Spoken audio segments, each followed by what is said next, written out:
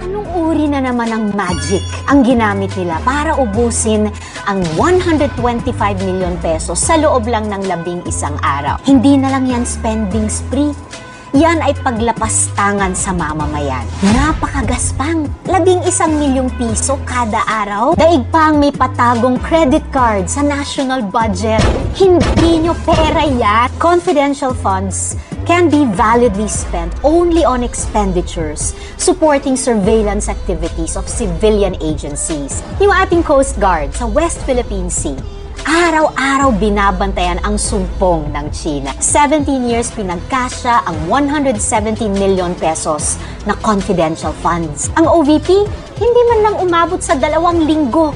What can VP Sara show for it? Nag-mass hiring ba ang OVP ng libo-libong informant sa loob ng 11 araw? Nagpatayo ba sila ng daan-daang safe house sa loob lamang ng 11 araw? Babalik tayo sa paulit-ulit na tanong.